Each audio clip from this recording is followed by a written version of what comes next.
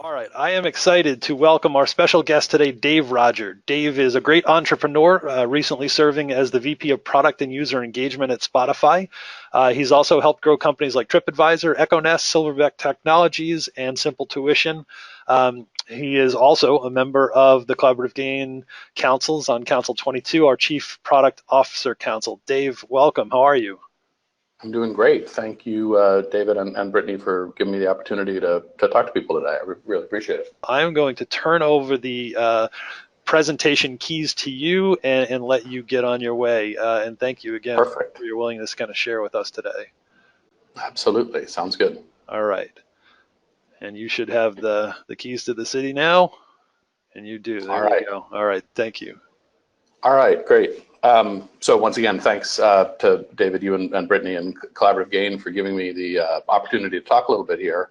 I wanted to give a quick background for people. So I've been in technology, both product and engineering, for 25 years, almost entirely in startups. And as David mentioned, most recently was running product for the user engagement group at Spotify, because Spotify acquired the small startup, the EchoNest, that I was running product and engineering at for a couple of years before that. I've just left Spotify a couple of months ago.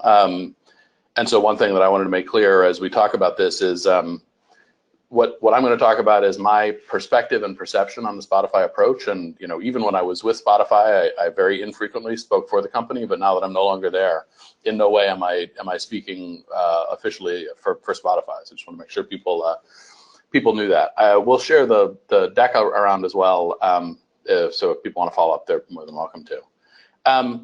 When David and Brittany asked me about what I wanted to present or how to approach this, I thought about what would be the best use of time. And because many people have a reasonably good understanding of waterfall and Agile, I'm just going to spend a couple of minutes talking about some of the background and the history.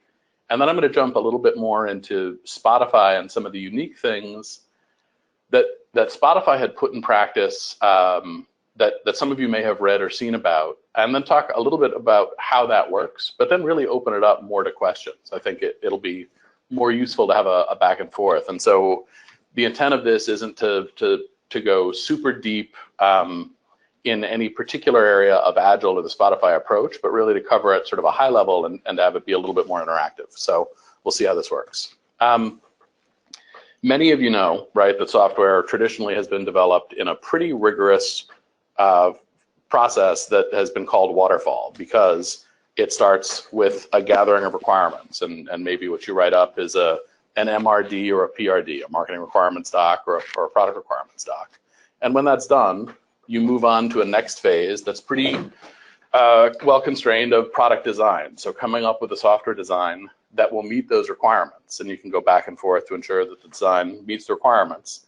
Once the design is signed off, you move forward to a development phase. That development phase is where you develop against the product design. And when development is finished, you test to verify that the software meets the design.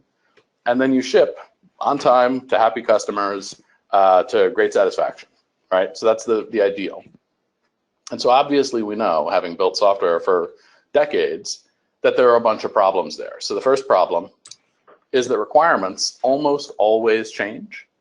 And the waterfall approach treats requirements changes mostly as a neutral to negative. They're things to be avoided. There's a heavy cost to making those changes, because the priority in waterfall is doing what you said that you would set out to do and sticking to a plan rather than delivering the most business value, at least my perspective of that. In the design phase, it's very common that you'll identify new ideas. You might come up with a new high-value approach, a completely different problem that you want to solve, and you have to park those things. Development almost always is too long, and critically, when we talk about waterfall software versus Agile, one of the key differentiators is that waterfall software is usually developed in individual pieces. Those pieces are tested, they're brought together for integration testing, and then they're deployed. And value to the business only comes when the entire process is complete. And as we'll see, there are challenges with that, and maybe some additional ways to work around that. Testing, because development is usually too long, people are in a rush to get something out the door. Testing can often be minimized or skipped because you're working in silos and only trying to pull it all together at the end. And so many people in the industry over the last 20 or 30 years have realized that this is not the best way to develop software. And so a few groups have come out, starting with back in 1994, the original implementation of Scrum, which was a process for letting teams self-organize and tackle the software development process in a more lightweight fashion. But what really started to happen around, I think it was 2000 or 2001, was a group of lightweight process aficionados or proponents got together and tried to hammer out what turned out to be this thing that's called the Agile Manifesto. And so one of the things that's most important to think about here is that these folks got together and they said, really, the problem with software development isn't first and foremost a problem of methodology or process. It's a problem of mindset. So what they tried to do was codify a set of philosophies or tenets and principles that could go beyond any specific implementation or any specific methodology to try to point to the direction that software development should move into. And so I'll run through a couple of those. You'll see at the bottom, there's a link to the agilemanifesto.org website where you can go and read a little bit more about the history here. But these folks got together and they talked about the key values and really focusing on software as a people-driven effort where the goal is to actually deliver software.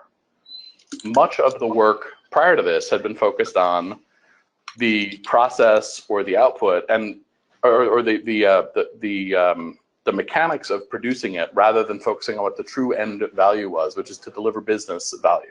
So the four key values that the Agile Manifesto team put together: individuals and interactions over processes and tools. It doesn't really matter what process you use. It doesn't matter what methodology or tools you use. What matters is facilitating people talking to each other and solving problems. Second key value is for many of us who spent time building software in the waterfall way, we would spend months and years working on documentation, getting the documentation right. And at the end of the day, what really mattered was the software working correctly. And so the principle here was focus on the software, make sure it's in working state. Don't focus on ensuring that the documents are correct or up to date. The third principle is in treating the customer as a key part of the product process, rather than as somebody who defines a contract that the software team then goes and delivers as if a vendor fulfilling that contract. So ensuring that the customer is a part of the process at every moment is another key tenet or key value of the Agile approach. And then lastly, sort of implicit in the name Agile or agility, is the idea that as we continue through the product discovery and development phase, often there will be reasons to change, new facts on the ground, new ideas that show up, and that it's actually valuable to be able on a regular basis to assess that and pivot or put down on one set of work and pick up another, and that's to be encouraged and is highly desirable, rather than something to be avoided because you've already got a plan and you need to meet your commitments. Dave, are you trying to say that business owners change their minds? Really? I would never say that, but maybe the business needs might change, right? The business owners always have full visibility into what they want to do, but things change, and it's worth having that be a positive rather than a negative in the process. Yeah, one of my favorite quotes is, "How do I know what I think until I see what I say?" Right, exactly. And so this is a great place to do that. Right. All right. So with those key values, there's also a set of principles, and I've picked 3 or 4 here out of the set of 12 just to highlight. These really reinforce what we just talked about in terms of the tenets. So the goal here is about delivering working software, and the shorter the time scale, the better, because it's only by seeing some work in progress around a piece of value that everybody can get a handle on it and say, yeah, now I understand, just as you said, David, now I see what I asked for, and it turns out it wasn't what I wanted. And so if you're organized in a way to do that on a very frequent basis, weekly or, worst case, a month, rather than quarters or years, you have more opportunities to ensure you got things right. And a second principle that is probably pretty obvious, but is worth calling out, is the Agile approach really encourages and requires that the team is motivated, that they understand what it is the business need is, and then that the organization, in large part, gets out of the way because there's trust that the organization, the customers, the business owners are a part of the process and will have an opportunity to course correct or change their minds or what have you, and not have that, again, be viewed as an exception or an aberration, but rather have it be something that's done in a scheduled fashion to let the team do what it needs to do, but to let the rest of the business understand what they're getting and give feedback in a useful way. A third principle that I'll talk a little bit more about when we talk about Spotify in particular is the belief here with Agile is it's most efficient if the teams are co-located, if they're face-to-face. And this is one of the ones that is most challenging for many of our larger organizations, and certainly at Spotify, my team spanned Stockholm, Boston, and New York. Spotify had people in many other locations as well.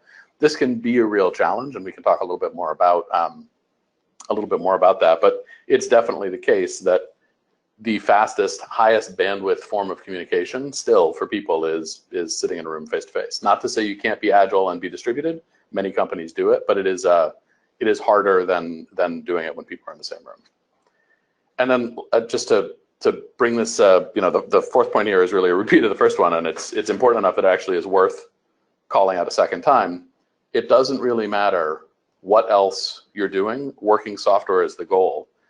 One of the things that I think can get confused is there's a difference between working software or shippable software and shipped software. And what I mean by that is the goal of Agile is to be in a position to ship whatever you're working on in a very short amount of time, but it doesn't necessarily require you to ship it as often as you're able to ship it. So you may well build a feature that's shippable to prove that there's a piece of value that could get delivered, and then make a market or a launch decision to hold it until some more software comes along. But what you have then is the opportunity to make that decision multiple times over the course of a multi-feature release, and at any point you could choose to pause development and not waste a lot of time because you've got at least some value out of it, or go in a different direction. And so it increases the flexibility of the team to decide what's most valuable at any given point.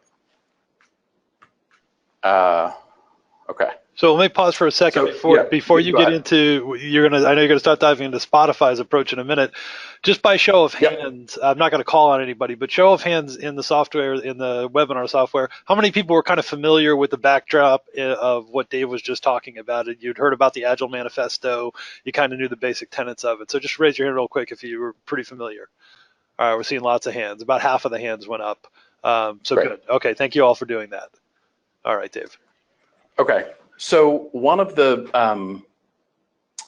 things that really comes through when you read about Agile or when you practice it is the fact that you want the team to have the context and information they need around what the business objectives are, and then you want that team to be able to make whatever decisions they need, whatever they need to deliver in an appropriate way. And so there's a lot of discussion around what does the team do and what do the stakeholders or the observers do. And it wouldn't be a discussion about Agile without referencing the famous chicken and pig riddle. So I'll go through this. Basically, the question is, in a bacon and an egg breakfast, what's the difference between the chicken and the pig? And the answer here, obviously, is that the chicken is involved, but the pig is committed. And so this is intended to help show that the people who are the most committed, the team members, they have the most at stake. They're the ones who should be able to make decisions about what and how to get things done. And the people who are involved, the stakeholders, need appropriate mechanisms to understand what the team is doing and why, and give guidance, but shouldn't be in the day-to-day prioritization decisions, because it can really screw up the dynamic of the team. So with that, I'll switch to talking a little bit about Spotify, because Spotify took this concept of team autonomy in a really interesting way, organized pretty heavily around it. And that's how we've been running things, or they've been running things. So Agile approach at Spotify. And again, I'm going to talk about this at a reasonably high level. There are a bunch of great presentations about this particular approach that some of our business and people operations teams put together. And so if this is interesting to you, I would encourage you to go, and I can pull up some links and share them as well. This is a whole lot more information. I'm going to cover this at a high level so that we can take a lot of questions. So Spotify is organized around this concept of agile teams. And so the fundamental unit at Spotify is a squad. Typically contains some or all of the following types of things: a product owner, basically a person who's responsible for organizing and balancing the priorities and trade-offs, and mostly stakeholder management. Maybe a front-end developer or a back-end developer, or a couple of them. Maybe a data or machine learning developer. We do a lot of that at Spotify. Designer, and oftentimes additional non-development resources like marketing analytics and user research. These are really pulled in sort of almost like a studio or consulting basis. They embed in with a squad when necessary, but often you don't need, for instance, a marketing person through the entire life cycle of a project. You maybe need it at the beginning, you check in a little bit in the middle, and then you need it at the end for launch time. Similarly with things like user research analytics. And so a squad is really supposed to be a completely self-contained development team. They're supposed to have a single mission with very clear success metrics. And Spotify takes the concept of self-organization very seriously. And so squads oftentimes will form on their own without really a lot of prodding from the management structure. And that's both supported and encouraged. And we talk a lot at Spotify about this concept of autonomy and strong alignment. So a big part of the rest of the management team's job is to support that alignment. We'll talk more about that too. And then finally, squads are small, sort of similar to the Amazon two pizza team concept. The desire here is that the team should have everything they need to get things done, but not be so big that the communication barriers cause people to be inefficient. And so if you've got a squad that's focused on a particular mission or feature area, so as an example, some of the squads that worked on, that were part of my team, we had a squad devoted to the radio feature of Spotify, and a squad devoted to music discovery features. And so things like Release Radar and Daily Discover Weekly were shipped by that squad. Once you have a squad, you gather a bunch of squads together into a tribe. So these are basically roughly similar or sort of line of business groups with a leadership structure that sets high-level objectives, gets funding, provides guidance, provides alignment, and provides sort of mechanical leadership, office management, basic employee support, et cetera. So that the tribe doesn't really dictate what happens, the squads do it, but the tribe is there as a support structure. And so as an example, the tribe that I ran was the user engagement tribe, which was effectively everything around music discovery, music recommendations. Another tribe based mostly in Stockholm was the core experience tribe. It was basically devoted to the Spotify user experience and primary features. So Dave, we've got a quick couple of questions about squads. Yeah, of course. Rahul Balani asks about QA engineers or Scrum Masters in the list. Did you not have them, or how did they kind of fit into this? And Tom Morgan asked about Agile delivery managers, which may be the same language for the same role, different language for the same roles. Like, how did they fit into this? Yeah, great questions. So QA would be in a squad. I left them out only because I ran out of space to put people, so not intentional omission there. Although realistically, I would say like many organizations, Spotify's QA resources relative to what they probably should have been were probably pretty small. So I think like many people, QA was probably under-resourced. That varies squad by squad, tribe by tribe, but certainly in my group, it was under-resourced. So maybe a little bit of an intentional omission there. So the second part of that question was around Agile delivery management and Scrum Masters. Was that right? Exactly. Yeah.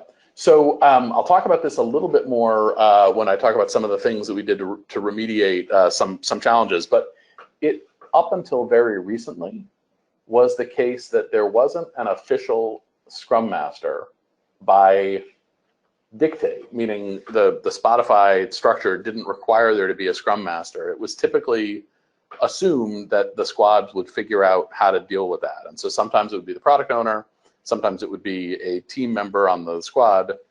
And that led to, as the question raised, probably some predictable challenges. So there's a couple of things that Spotify did to address that. One is a concept of an agile coach. So we'll put a pin in it and come back to that for a little bit. But another area is just in the last year, we spent a bunch of time talking about formalizing a delivery owner. And that's something where, again, the Spotify way is to be very non-prescriptive. And so this is something that's coming out in various groups in Spotify right now, but I would say it's not yet at the level that it's a requirement or something that's enforced. And so this is an area that the company is still working on. So we'll talk more about Agile coaches in a couple of minutes, if that's okay. Other questions? Perfect. That's it for right now. Thanks. Okay, great. So talking a little bit more about what this means. So I came from a lot of different startups that were maybe smaller and had embraced Agile in varying degrees, but because my little startup that was 80 people got acquired by Spotify, and there were 1,600 people when we joined, and about 3,000 when I left. It can be truly overwhelming and very surprising just how much the ownership is devolved to the squad. So it really is the case that my job as an executive leading a group was to basically clear things out of the way and let the squads figure out what they wanted to do and provide guidance and context setting much more than any sort of direct product engagement. And so it's very powerful, but squads basically, anytime a system is built, a production system, the squad owns it. Nothing is owned by the tribe. Nothing is owned by a developer. There's actually a master spreadsheet of every live system, and the chief architect goes through it every week. And if there's a new system that comes up that doesn't have the squad, the relevant squad ownership, he pings people and lights them up to make sure that stuff is there. And so you can do anything you want, but if you've got a system that's yours, you have to make sure that it's maintained, and they're pretty rigorous about that. Squads can do whatever they want in terms of how they approach development. There are very few restrictions on anything, a handful around the language choice for production systems and for some monitoring, but not even issue tracking. Squads can choose Jira, squads can choose Trello, squads can choose whatever they want to track things. And so that has tremendous power, but also, as you can probably imagine, a pretty big cost sometimes. Squads have their own approaches to backlog management. They have their own approaches to planning. They are able to decide how they want to size and prioritize things. And key to sort of the non-technical side of the house, squads are really in charge of all the communication with the rest of the stakeholders. So, in my case, often it would be marketing or brand teams and the support teams. And so tribe leadership, so I and my leads, were really providing guidance and best practices, but the culture at Spotify was, it's the squad's problem, it's the squad's opportunity, and we want to level everyone up. So a couple of things that were put in place from a way back to help shore up some of those. So one is this concept of a chapter. And so if a squad is lightweight and it has, a front-end developer and a back-end developer and a product owner and a couple of other people on it, that's the unit of organization for the project. But there was a very clear need for reporting authority, line management, that was less flexible. And really, the approach that Spotify took here was to say that along with squads that go and deliver products, we have the concept of a chapter, which is usually a skill-oriented grouping with a manager who's skilled in that technical domain. And that person is responsible for career development, for ensuring that technical standards and best practices are followed. And they really have very little involvement, sometimes no involvement in feature or delivery work. So they're really separating out people management from delivery. And these live within tribes. So in my tribe, I had a couple of front-end chapter leads, a couple of machine learning chapter leads.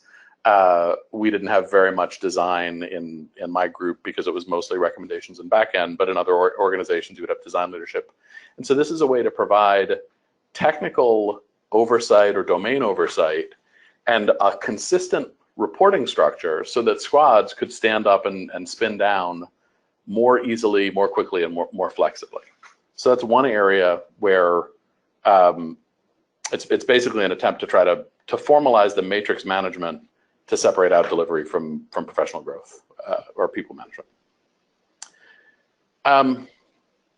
So a couple of pros for this squad model that I saw in my time at Spotify: when the squads are able to have everyone that they need, and when they're able to eliminate all dependencies, and that's the ideal, they can run, they have incredible pride of mission, they move very, very quickly, they're very, very productive. And it's very easy to support experimentation because the team is close to the problem, they've got the skills they need, they can try things out. Spotify has a rich set of techniques and technology for A/B testing and a pretty strong culture of doing that. And so that model can work really, really well. But it has a set of costs, and Spotify, we talked about this a ton at the leadership meetings and ongoing tech and product operational improvement meetings. There is a lot of change. If people are able to stand up a new squad to go after a new mission and shut down a new squad, there is a ton of transition and transfer. So a system that used to be in your mission may no longer be in your mission, and so you hand it off to a new group. I would say it was not at all uncommon for teams to spend a month or two a year simply dealing with the transition costs of handing a system from one group to another or learning a new system. And that happened, I would say, every year that I was there. So there is a very high cost to that type of flexibility. It's also the case that when you have a squad that's so focused on being autonomous and eliminating dependencies, that anytime there is a case where two squads need to work together, if you're unable to eliminate those dependencies, it goes a little bit against the grain. So projects that required cross-squad coordination, I would say we didn't pursue them as often as maybe we could or should have because they didn't feel natural based on that organizational structure. There's also a huge cost to that flexibility. So, in some ways it's kind of insane to think that as an engineer or as a product owner moves from one feature to another, from one squad to another, they have to relearn what the tracking system is they might use for issue tracking or for prioritization, or really any other system, because Spotify grew up through this culture of autonomy and squads know best. There's best practices, but there's very little enforcement of those, except in a few key areas. I think another area that is probably pretty obvious is if every squad needs the full complement of resources at all times, you probably wind up with some big inefficiencies, right? Meaning you probably don't need a mobile dev or an iOS dev in every squad at every moment. But if you don't have one, then at the time you do need it, you have to fight to get it. And so there's a challenge of ensuring that you've got the right number of people and that they're not sitting around waiting with nothing to do, but also not spread so thin that the teams can't make progress. There's definitely also a big challenge with knowledge sharing. There's so much going on, and this is more a question of scale as well as squads. But when you are focused on your autonomous squad and your heads down and you're running quick like a startup, one of the things that often falls by the wayside is good documentation, good outward communication, and so it requires conscious effort to keep that stuff up. And I think the last con that certainly people who observed Spotify from the outside of the last couple of years would see in the product is when you have so many teams with complete autonomy and the ability to put whatever they want in the product, you wind up with this phenomenon that many companies see, which is that the product reflects that organization. So a new feature team spins up, and that leads to a new menu item or a new tab. And suddenly, from the user's perspective, it's very challenging to understand the app from a holistic perspective. So these are some of the cons that I saw and that we saw over the last couple of years while I was there.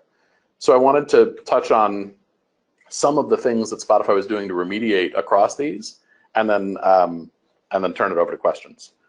So probably one of the biggest things that we did in the last 2 years or so was to help address this question of cross squad or cross tribe initiatives, or in particular things that required coordination between the technology group and things like the marketing or sales teams.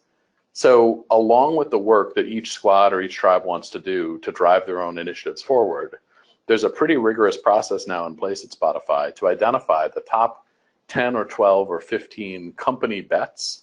And the agreement here is if you have resources that should be put towards moving a company bet forward, you do them first in a strict stack ranked order before doing anything else that is work to advance other missions. And so an example for Spotify recently, like in the last year or two, was the decision to launch in Japan. That was something that had to happen, required a ton of coordination, and these really have a pretty different process. They have a road manager, which is effectively a project manager or a set of them, and they bring together many more of the parts of the company than just the tech, product, and design groups to ensure that for the biggest, most important things, there's an extra level of management structure. So that's one area that Spotify has come a long way in, I would say, in the last 2 or 3 years. The concept, this gets back to, I think, one of the questions, I can't remember, David, who raised it, but around Agile delivery managers. Spotify doesn't have that, except as I mentioned in just the last little bit. But what they have had for quite some time is the concept of an Agile coach, which is someone who is supposed to work with the different squads. Agile coaches live with a tribe, so it's sort of at the business unit level. And they work with the different squads, working with the product owners and with the teams to basically help facilitate best practices, to share information among the rest of the parts of the company. How should you run a backlog grooming? How should you do a retrospective to ensure that you make continuous improvement? How do you work through problems with how to size and prioritize your features? And so even though there aren't specific enforced standards across all of these things, there is a group of Agile coaches that spend a lot of time talking to their counterparts in other squad or other tribes around the company, and work with their teams to help level up across those disciplines. Another area for remediation is this concept of sort of lightweight information sharing among the different tribes. So you can think of them as like special interest groups. They're called guilds, and it's often the case that there's an iOS guild where every 6 months all the iOS developers in the company get together for a couple of days of socializing, information sharing, presentations. And so this is a way to ensure that people don't get so locked in their small day-to-day activities within their mission or their tribe that they can talk with the rest of the company. So this is it is lightweight and it's not enforced. And so this is really the right way to think of it, is almost like an external conference of people with similar interests. And so it helps, but there's not a lot of teeth or enforcement there. And then to touch just for a second on the question of the user experience, the holistic user experience, or the fragmentation that having all these different autonomous squads can create. One of the changes that Spotify made probably 3 years ago was to have a central design team that performs their own holistic review of the design, even as the designers themselves are embedded in squads. So the designers work for the squads, but there's a regular sync back with the core design team and design reviews to ensure that there's a group that's got an eye on the holistic user experience. And that group is also in charge with putting out the overall design language and design primitives that the Spotify app uses. And so that's what I've got in terms of presentation. And so I'm happy now to dig in any direction to take questions. Yeah, so we've got a handful of them. Dave, that was great. Thank you for kind of sharing how you've done things at Spotify for a while now. I have just a cultural question to start it off. In most organizations, a lot of organizations would hear something like this and they would aspire to this, and this sounds great, especially the autonomous tribes and being able to do whatever the heck you wanted within that tribe and those squads. What do you think culturally is different about Spotify from a very senior leadership standpoint that even allows for this? Because ceding control is hard, and especially when there's a lot on the line. Like what made that go? Yeah. So it's interesting because in some ways I don't really know. This was put in place probably in 2009 or 10. Spotify was probably a couple of years old at that point, and they were relatively small, right? Probably a couple hundred people.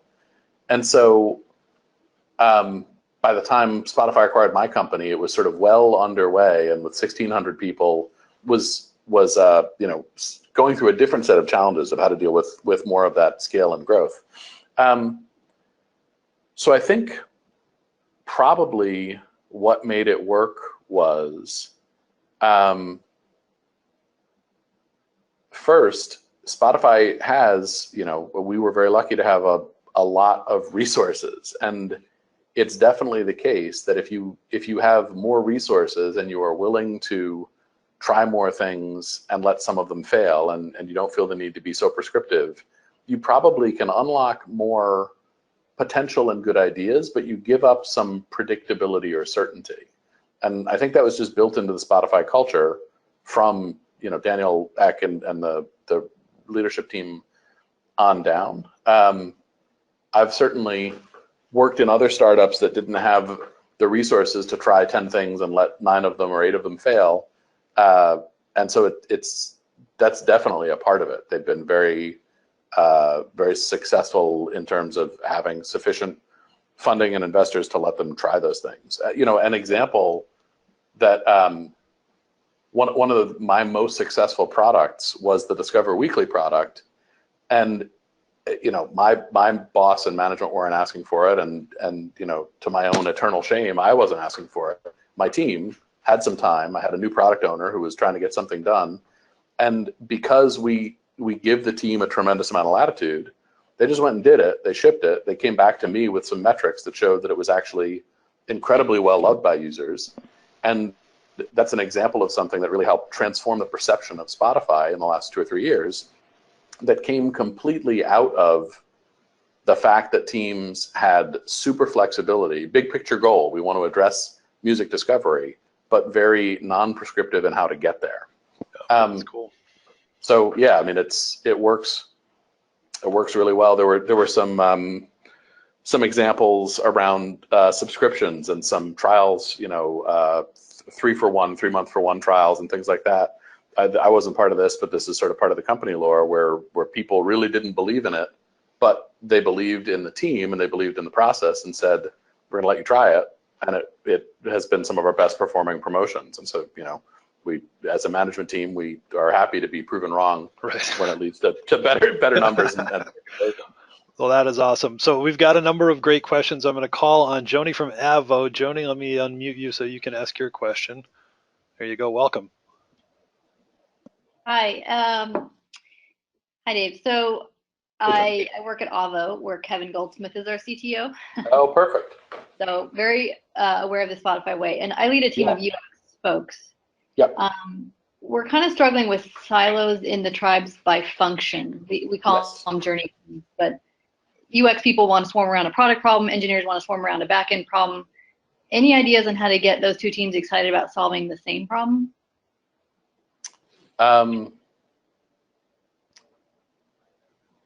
Yeah. So let me make sure I understand. So you're basically saying the disciplines or the functional areas aren't interested in solving a product problem. They're interested in solving a domain problem. Is that what you're saying? Yeah, I think the UX people are just naturally excited about and drawn to solving a product problem.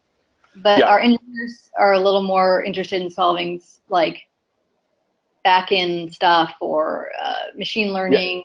Yeah, right. Okay, got it. So, yeah, I mean, my experience here is that in any given technical team, there are probably people who over-index on interest in the business problem or the product problem, and people who over-index on the technical side of the house and kind of don't care what product problem they're solving.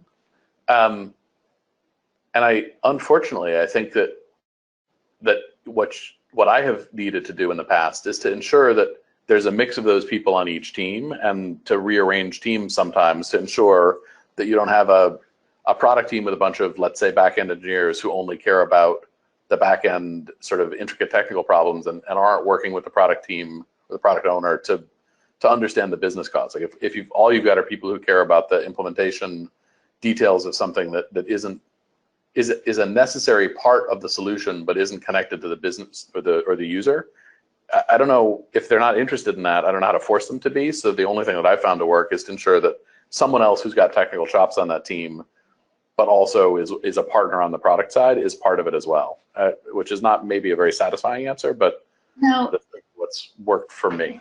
Yeah, that's a good point. We let them self-select into teams, and I think maybe You may need to put a little bit of a thumb on the scale at some of your informal leaders and say, hey, feel free to self-select, but select this one if you want to help me out. And hopefully you've got some either senior or informal leaders who are mature enough to get why that's necessary, even if they're not personally fired up by it. But in an ideal world, you've got some of those people already who see that and are guided that way. But if you let people just purely self-select, then that's definitely a challenge. Yep, for sure. Okay, that helps. Thanks, Dave. Yeah. Tell Kevin I said hi. Will do. All right, our next question comes from Martin Hardy. Martin, I'm going to send you a pin to your phone. Hopefully this will work. You can put that in and share your questions with us. If not, I'll read them aloud. Give Martin a second to join in here. Let me ask his question, and if Martin is able to come on, I will do that. So Martin's first question is, how are foundational things like UI and component standards handled? I think you started to kind of get at this, but are there standards across the squads and the tribes? Yeah, there are. So a couple of things. So Spotify, one of the tribes is actually a developer sort of productivity tribe, who basically builds a lot of the core building blocks at a technical level. There's also, as I mentioned with design, there's a holistic set of design primitives, design standards, design language. The design team sort of comes up with that. But on the developer productivity tribe, there's a team who implements those things that other squads sort of benefit from. And even things like logging and instrumentation, over the last couple of years, Spotify has invested in pulling those into more of a standard fashion. So there are foundational investments that are handled, and it's a separate tribe. It's a separate product owner who runs that, and it's probably half of Spotify's technology and product team is in that tribe. So there's foundational things in terms of what goes in the product. There's also operational or almost DevOpsy types things in terms of moving data around or spinning up instances in a cloud or infrastructure. That is a pretty sizable investment that Spotify has made so that the product and feature teams don't have to worry about that. And so in those cases, sometimes it's mandated, like in the case of the design primitives. In other cases, it's not mandated, but it's so much easier to use what they are building and maintaining than to go do it yourself that it's strongly encouraged. So it's a great question, Martin. Thanks. And I think Martin is actually able to chat now. He had one or two other ones. Do you want to fire him out there, Martin? Sure. Well, kind of related to that, so I assume you've got a central design team that works on the kind of the design standards and general framework. And then I assume they work with this development tribe and squads they're on. Do you have, say, a common framework like React or something, or some homegrown thing you've created there? Yeah, so there's a common framework, and it's because Spotify has been around for a long time. It's not as modern as some people might like, but there is a common overall technical framework.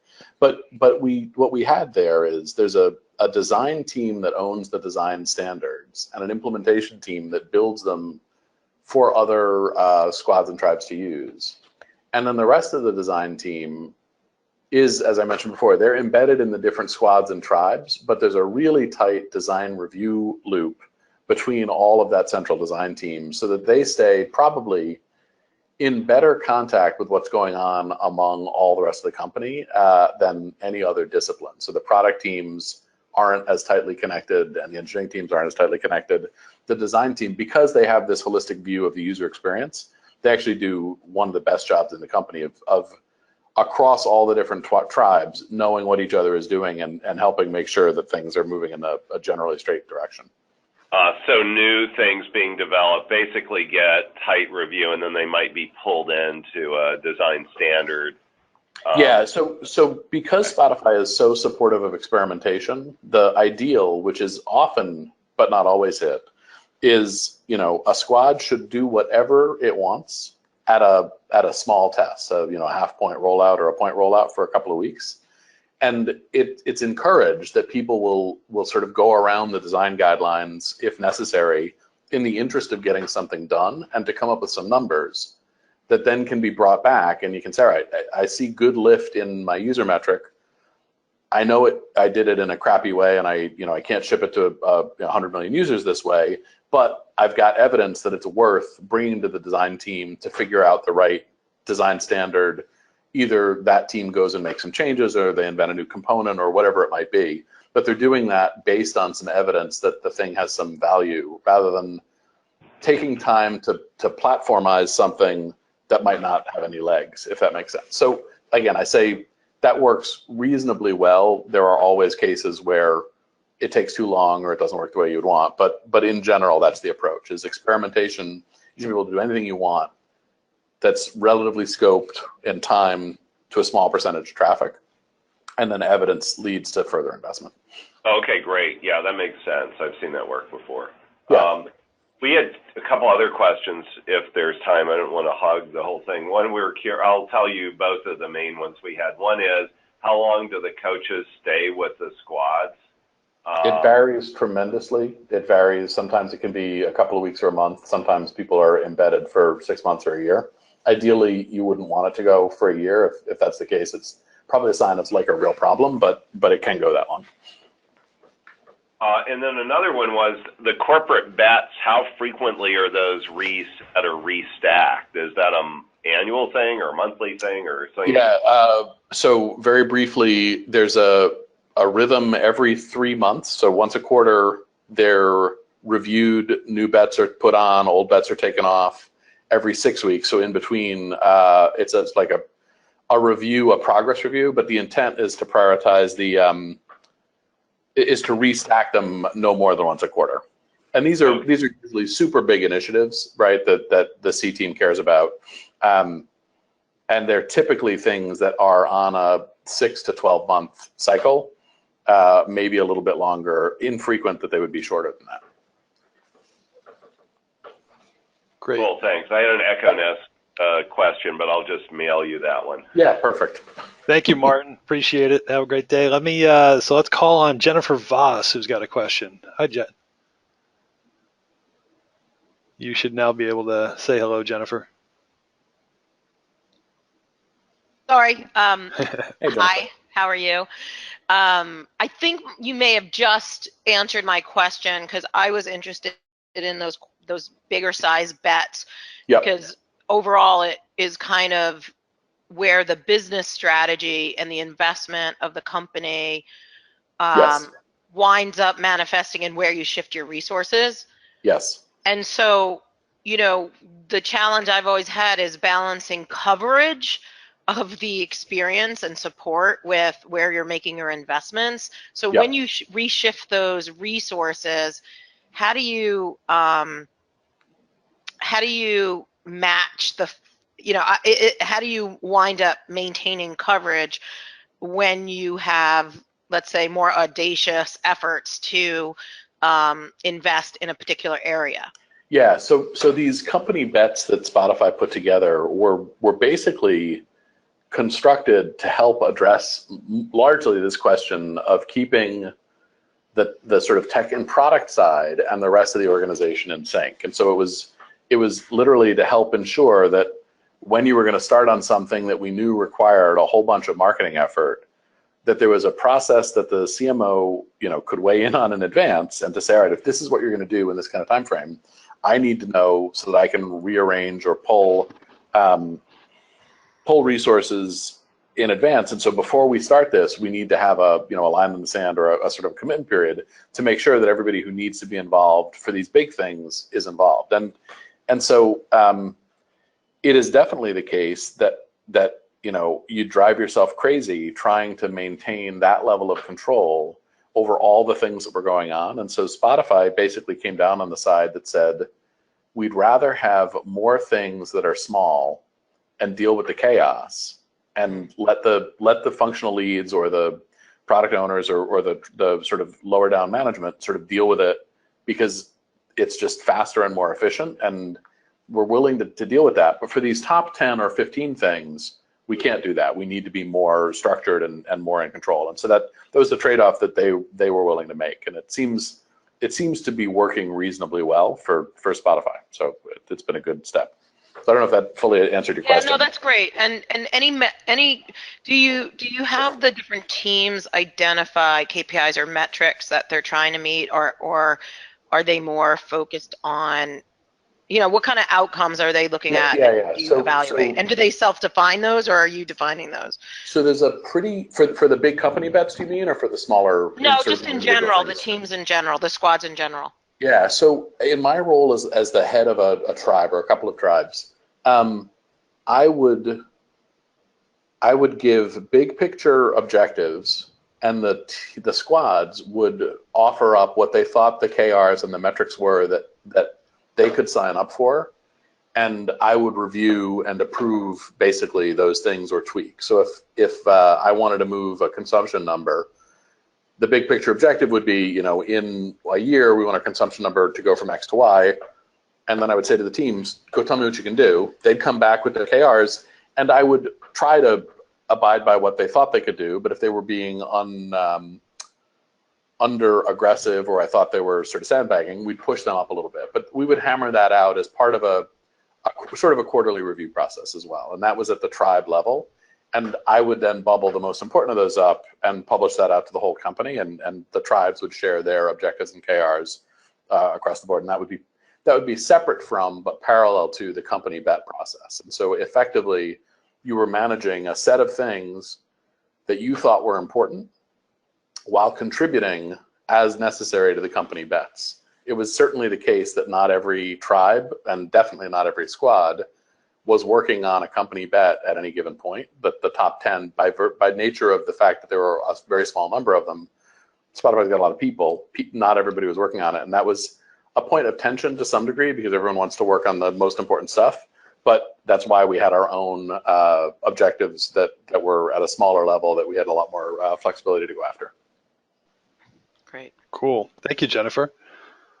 All right, so we got a couple more minutes and a couple more questions. So let's do a kind of Jeopardy speed round. I'm going to go back to, I'm not going to call on them necessarily, but I'll ask the questions there. So Joni had a follow-up, which is, does the design systems team have a product owner, or is it a design manager that runs it? There is, or there was, a product owner. I can't remember if there still is. There's been some change there. But within almost every group, the Spotify leadership approach is not to have one single owner, but to have a trio, a technology, product, and design leader. And so in the design systems group, there was a technical lead, a product lead, and a design lead. And so, there's a product mindset for that group, for sure. Great. And Lee from MasterCard, I'm going to call on you in a minute. I'm going to send you your pin. I do want you to get a chance to articulate your question. But the other question I had here is from TS. Could you talk about how user stories are groomed and estimated at Spotify? Yeah. It's very haphazard, or by that I mean each squad has the flexibility to do it on their own. And this is an area where the Agile coaches do spend a bunch of time. So if you've got a relatively new product owner or a new team that's formed, sometimes people don't come with a lot of great background there. So the Agile coaches have put together a bunch of materials around how to break something down into smaller components, how to focus on specific deliverable pieces of value.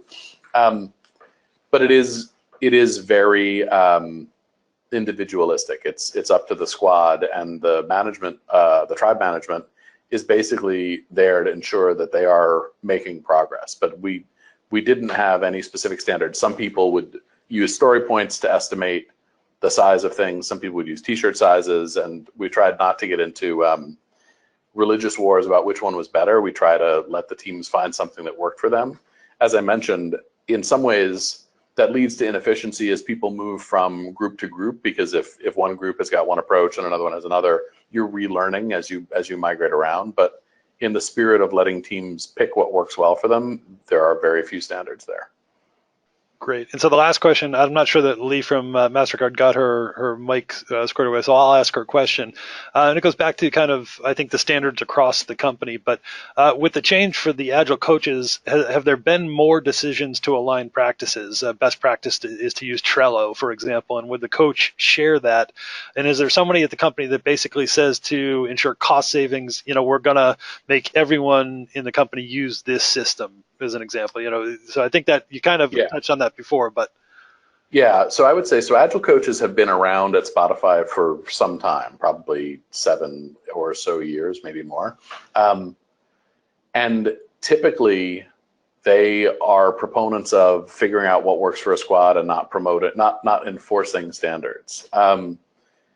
We did recently, maybe in the last year or so, bring on somebody who reports into the CTO that's a delivery manager, who's looking for some areas where maybe some standardization of low variance things is okay, but it hasn't really been a focus at Spotify, and they have tended to be pretty comfortable with that trade-off.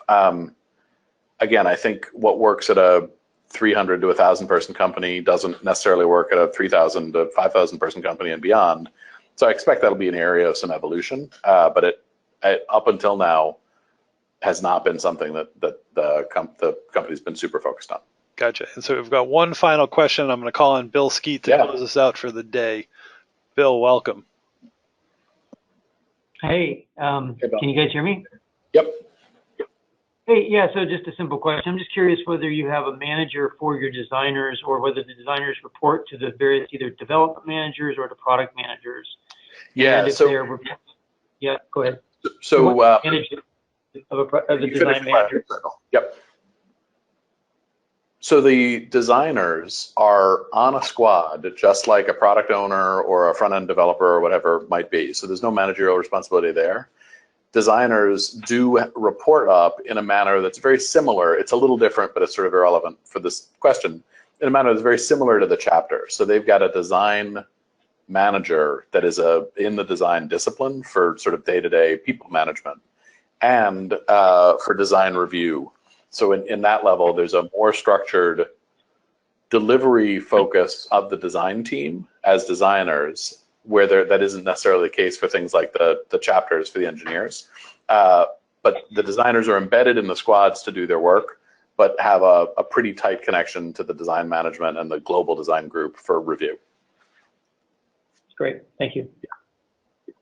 Well, I lied. Oh, Another one? I lied. We've got one more. I think Lee Perfect. figured out her audio, and so I'm going to call on Lee to really close us out here. Lee, good afternoon. Hi, can you hear me? Perfect. Yes. Oh, good. Okay, great. So I'm sorry, just to follow up to what I was saying before. So I understand what you said about those agile coaches, but Yeah. so how do they justify the expense that they are to the company? So, in the role that they have, are there any specific things that they need to do to justify their job? That I've shared these best practices with this team, but they've decided not to implement them, or, because it sounds to me like you've identified a lot of extraneous costs as a result of that, that you're so like free forming, right? Yeah. So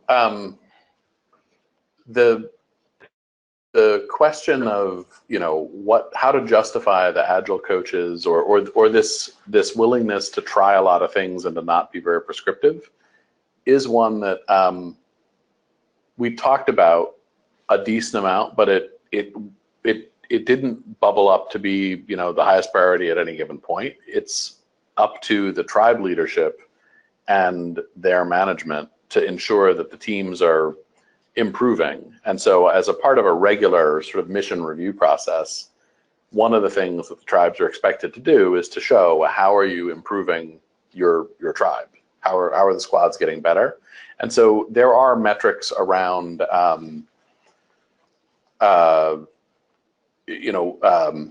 what's the pace or velocity that your teams are working at, and are they getting better? Are they taking steps to continuously improve? And those are areas where the agile coaches are providing value that can be bubbled back up. But the specifics of am I getting what I need out of any particular function within the organization is really, it's pretty subjective or pretty case by case. So that I would have those discussions with my chief product officer, my boss, and my engineering counterpart would have discussions with the CTO. But you'd manage that on a person by person basis. Gotcha. Great. Yeah. Thank you, Lee. That was a great question. So that's going to bring us to a close for today. I want to again thank Dave Rodger for sharing his time and his expertise. This has been wonderful. I want to thank everybody who attended today for all of your great questions and your attention throughout. We'll be sending this out to the council's community shortly in the form of a video. And Dave, just once again, thanks so much. It's been great to have you here. Oh, great. Thank you guys for the opportunity. And I'm happy to field some conversations offline if anybody wants to ping me. So Great. I can make myself available for that. All right. Thanks for the offer. Yeah. Yeah, everyone have a great day, and we will see you on the other side. Take care. Thanks. Cheers.